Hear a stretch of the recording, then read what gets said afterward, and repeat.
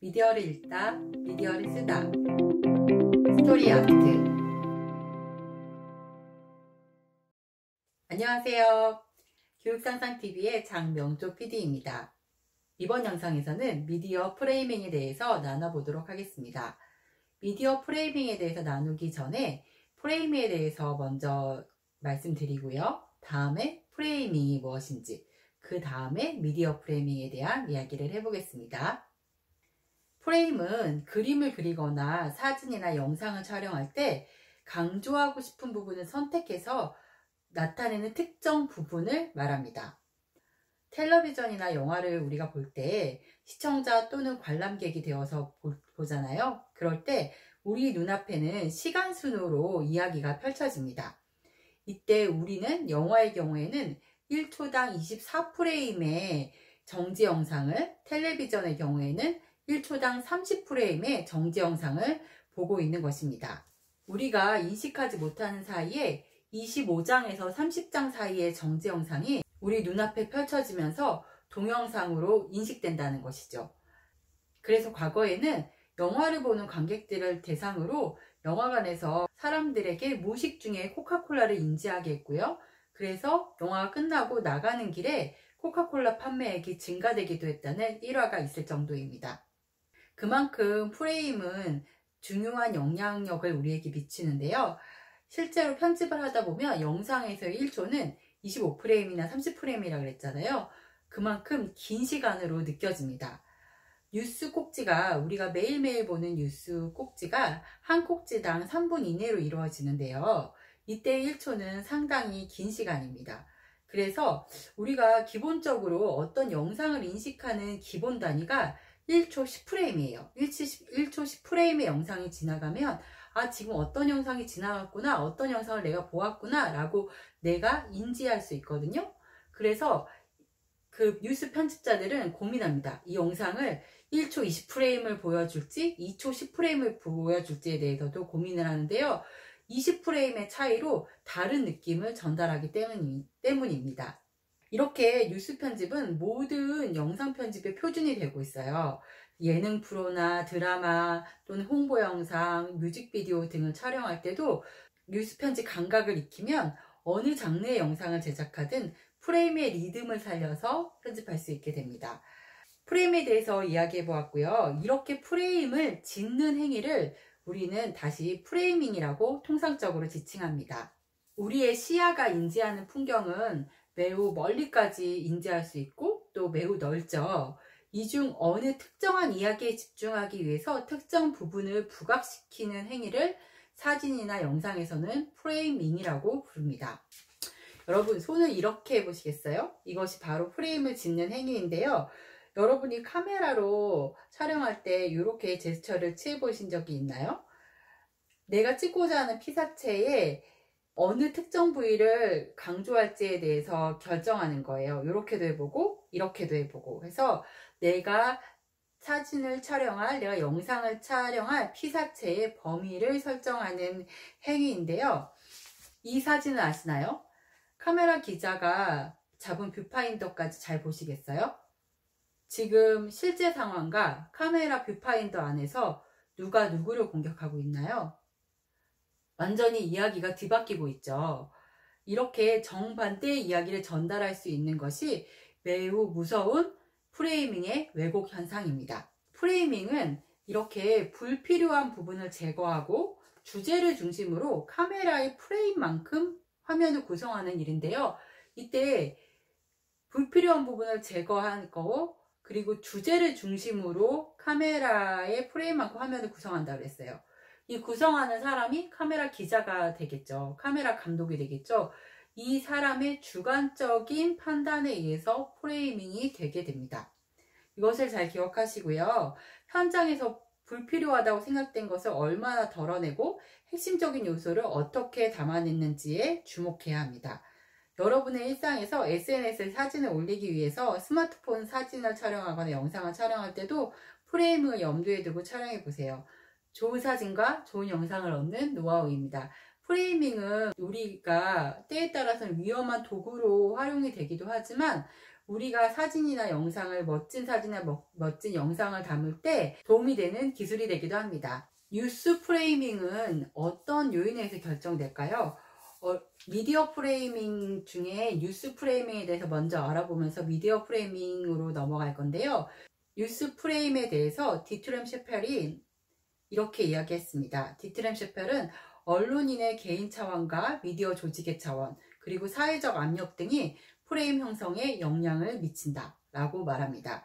그에 따르면 직접적인 뉴스 생산자인 언론인은 자신의 이데올로기, 태도, 그리고 내면화된 전문화된 규범에 근거해서 이슈에 대한 프레임을 만들어내고 이에 대한 의미를 부여합니다. 보다 광범위한 맥락에서 정치, 정부, 이익집단, 엘리트 집단 등도 미디어의 프레임 결정 및 형성에 영향을 줄 수 있습니다. 그러다 보니 뉴스는 정확히 말하면 객관적인 보도가 아닙니다. 객관적 보도가 이루어지는 것이 아니라 언론사의 색깔이 담긴 자체 프레이밍을 통해서 사건이 우리에게 전달된다는 것이 매우 중요합니다. 그러므로 우리가 뉴스를 접할 때 언론사의 성격을 정확히 파악하여서 언론사에 의해 프레이밍 되기 전의 이야기, 날 것을 찾고 그 이야기가 언론사뿐만 아니라 정치, 경제적으로 어떠한 영향을 받고 그렇게 프레이밍 되었는지 생각할 수 있어야 합니다. 이렇게 생각할 수 있을 때 우리는 가짜뉴스를 분별할 수 있고요. 그 뉴스에 대해 어떻게 반응할지 능동적으로 선택할 수 있게 됩니다. 일반적으로 취재기자는 취재 과정에서 자신의 프레임과 자신이 속한 언론사의 정치적 성향이 충돌할 경우 어떻게 할까요?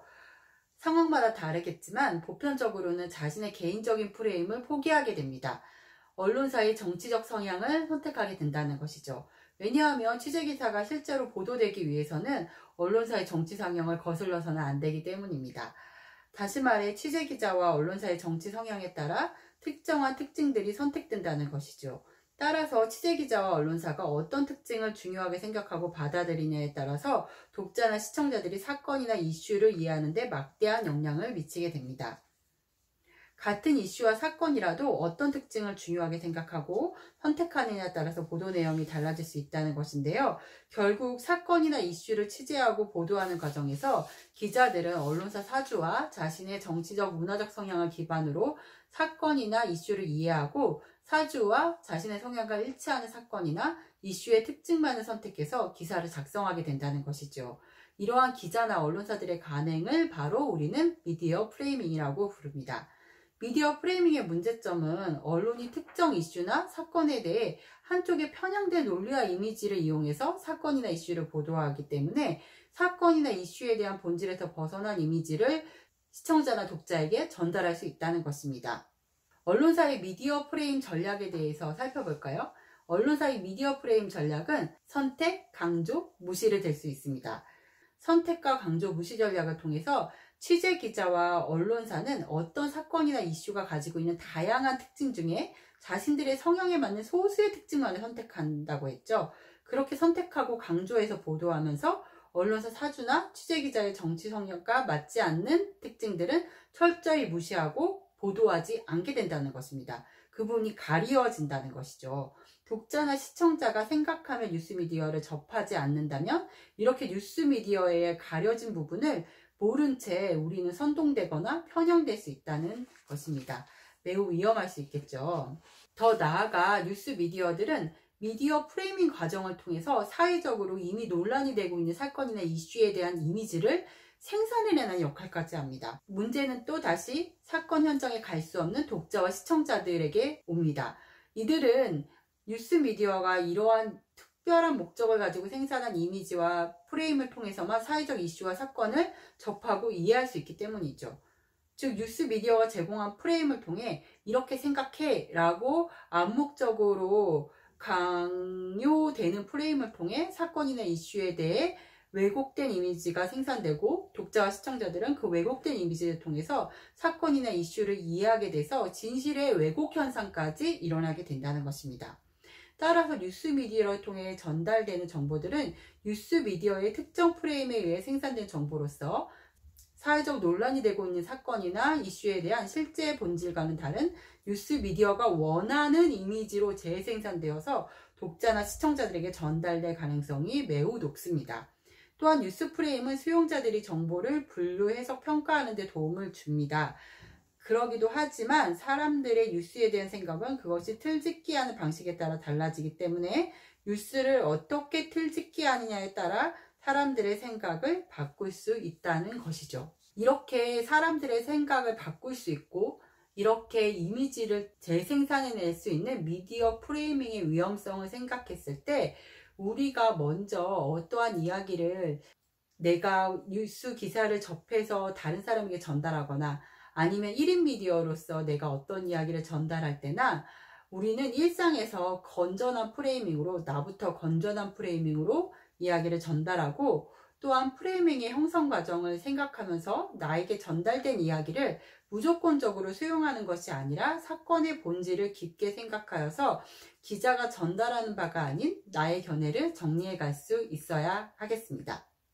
지금까지 프레이밍, 미디어 프레이밍에 대해서 나눠보면서 우리가 건전하게, 건강하게 미디어 프레이밍을 해석해내고 그것을 바탕으로 나의 견해를 정리해 갈 수 있어야 한다고 말씀드렸습니다.